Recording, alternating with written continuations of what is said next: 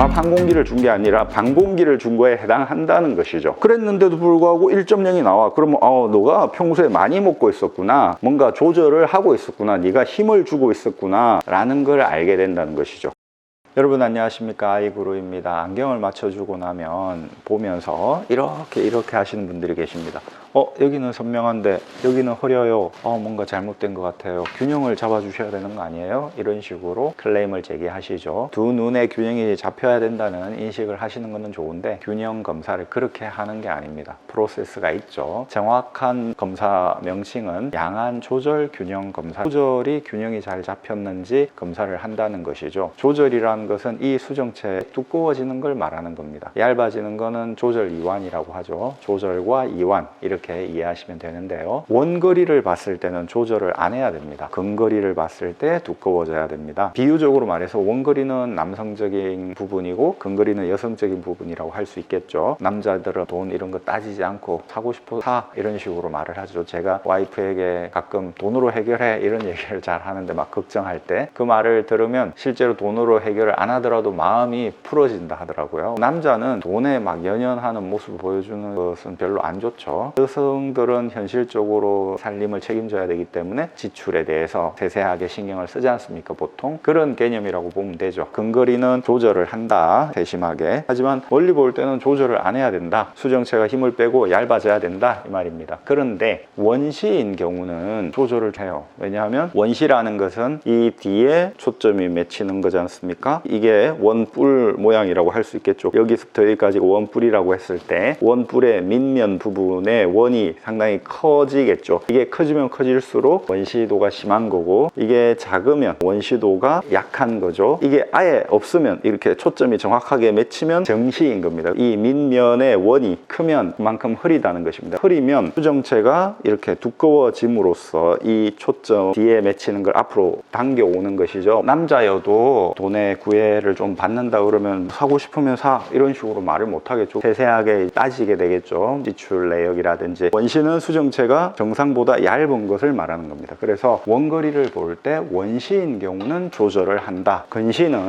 이게 두껍기 때문에 이 앞에 초점이 맺힙니다. 거기서부터 여기까지 원뿔이 형성되겠죠. 원뿔의 밑면이 이렇게 커지는데, 이게 많이 커지면 이만큼 앞에 초점이 맺힌다는 거기 때문에 많이 흐리겠죠. 지표를 보면 글자가 뿌옇게 하지만 크게 보이잖아요. 이게 크기 때문입니다. 이게 얇아지면 초점이 여기 딱 맺히면서 선명해지는 것이죠. 이 초점이 앞에 맺히면서 원뿔의 밑면이 커지는 것, 이것이 근시인 것이고요. 근시성 흐림이라고 제가 이름을 붙였고요. 아까 원시는 이 뒤에 맺히면서 원뿔이 생기잖아요. 이게 원시성 흐림이라고 이름을 붙였습니다. 근시성 흐림과 원시성 흐림은 다르다라는 것이죠. 원시성 흐림이 발생하면 조절을 합니다. 하지만 근시성 흐림이 발생을 하면 조절을 안 해요. 왜냐하면 조절을 하면 더 초점이 앞으로 당겨지면서 더 흐려지거든요. 원뿔의 밑면에 직경이 더 커지기 때문에 조절을 안 합니다. 눈이 오더라도 습기가 없는 눈이 있고 습기가 있는 눈이 있잖아요. 철질이. 습기가 많은 눈은 문제를 발생시킬 수 있죠. 비닐하우스 지붕이 무너진다든지 무게 때문에. 하지만 습기가 없는 눈은 그나마 조금 낫죠. 그런 것처럼 원시성 흐림은 습기가 많다라는 것이죠. 이해하기 쉽게. 하지만 근시성 흐림은 습기가 별로 없어요. 흐리더라도 근시성 흐림이 차라리 낫다는 것이죠. 원시인 경우에 이렇게 되어 있지 않습니까? 여기다가 플러스 300 정도 렌즈를 넣는 겁니다. 씌워주는 거죠. 쓰고 있어라, 이렇게. 예를 들어서 평소에 쓰는 안경이 플러스 200 정도, 여기에 300을 더해서 플러스 500 정도의 렌즈를 넣어줘서 쓰고 있어라 라고 얘기를 하는 거죠. 그렇게 한 20-30분 쓰고 있게 한 다음에 검사를 하는 겁니다. 그렇게 되면 이 수정체가 아무리 얇더라도 이게 더해지기 때문에 초점이 이렇게 앞에 맺히게 되는 것이죠. 그러면 원시성 흐림이 근시성 흐림으로 바뀌겠죠. 근시성 흐림으로 원시성 흐림을 만드는 게 바로 운무법이고, 그 상황에서 도수를 올려가면서 채소 착란원을 만들고 난시 정밀 검사를 하는 게 운무법을 이용한 시력 검사 방법이다 라는 것입니다. 운무법은 근시성 흐림을 만들고 거기서부터 흐림을 제거해 나가는 방식이다. 운무법을 쓰면서 시력 검사를 하는 이유도 원거리에서 조절이 발생하지 않게 하기 위해서라는 것입니다. 자수성가형 남자예요. 돈을 못 써요. 배급 재산이 있지만 돈을 쓸 줄을 모른단 말입니다. 와이프가 화장품 하나를 사려고 해도 힘든 거예요. 와이프가 사네 안 사네 막 말이 많으니까 친구가 조언을 하는 거죠. 야, 그러지 말고 네가 100억 정도 벌었으니까 이제 돈을 써야 된다. 지금 이렇게 원시성 흐름이 발생하니까 그러지 말고 좀 돈을 쓰자 조언을 해준다. 그게 운무법일 수 있는 것이죠. 그렇게 하는 이유는 원거리를 볼 때 조절이 발생하면 안 되기 때문이다. 남자가 아내와 같이 삶에 있어서 돈을 너무 못 쓰게 하는 것 문제가 된다. 그렇게 하지 마라. 그런 개념이라는 겁니다. 원거리를 볼 때 조절이 일어나게 해서는 안 된다. 그게 제1의 원칙인 것이죠. 단안 검사를 하는 건데 그런 다음에 양안으로 볼 때 약간 문제가 발생하더라는 겁니다. 단안을 검사했을 때하고 다른 변화가 일어난다는 것이죠. 검안사들이 연구를 해본 결과 양안으로 볼 때는 단안으로 볼 때보다 한 10에서 15% 정도 더 시력이 개선됩니다. 단안으로 1.0씩 보면 양안으로 1.2 정도가 나오는 것이죠. 양안을 개방한 상태에서 조절이 되나 안 되나도 한 번 더 걸러주는 게 필요하겠다라는 생각을 한 것이죠. 양안을 개방한 다음에 녹색에 있는 동그라미가 더 선명하다 그러면 동시에 내려주는 것이죠. 그런 식의 한 번 더 보정해주는 단계를 거친다는 것입니다. 그런 연장선에서 양안 조절 균형 검사를 한다는 것이죠. 한 번 더 운무법 비슷한 걸 하는 겁니다. 양쪽 눈이 이렇게 있으면 위에서 본 겁니다. 이게 코고요. 전면을 주시하겠죠. 여기에 플러스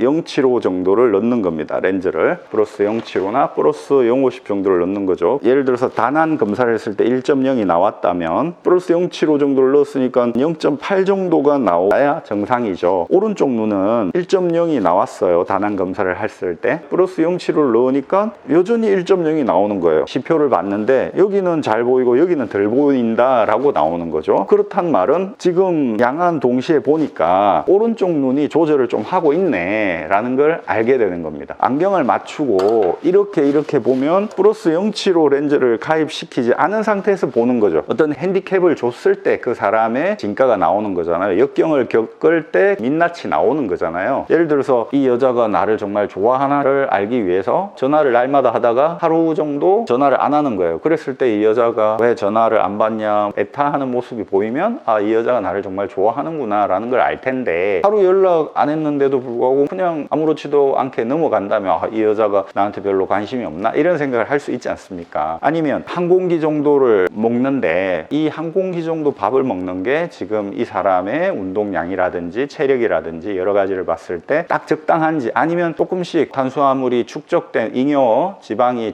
축적되어서 내장 지방 같은 게 쌓이는지 알 수가 없잖아요. 그래서 이게 적당한 양인지를 알기 위해서 반 공기 정도만 먹어보는 거예요. 그랬을 때 배가 정말 고프다 힘들다 라고 한다면 아, 한 공기가 정량이다 라는 걸 알 텐데 반 공기 먹었는데 괜찮다 이러면은 반 공기를 더 먹었었다는 거잖아요. 그동안에. 그러면 이게 축적되면 내장 지방이 쌓일 염려가 있으니까 너는 너의 지금 활동량으로 봤을 때 반 공기만 먹으면 되겠다라고 할 거 아닙니까? 그런 개념이라는 얘기입니다. 플러스 도수를 넣는 것은 도수를 낮게 넣는 거예요. 항상 말했지만 수면이 정시고 공중이 근시의 영역이고 수면 아래가 원시의 영역이라고 했잖아요. 그러니까 플러스 075는 수면에서 밑으로 내려간 거죠. 전체로 놓고 봐서는 더 낮은 도수를 넣은 거다라는 겁니다. 밥 한 공기를 준 게 아니라 반 공기를 준 거에 해당한다는 것이죠. 그랬는데도 불구하고 1.0이 나와. 그러면 너가 평소에 많이 먹고 있었구나. 뭔가 조절을 하고 있었구나. 네가 힘을 주고 있었구나 라는 걸 알게 된다는 것이죠. 나를 별로 좋아 안 했구나. 네가 별로 절실하지 않구나. 네가 잘났는 줄은 알겠지만 나를 그렇게 별로 좋아 안 한다면 나도 다르게 생각을 해봐야 되겠다. 그렇게 해야 되겠죠. 그걸 알 수 있다는 것입니다. 안경을 맞춘 다음에 플러스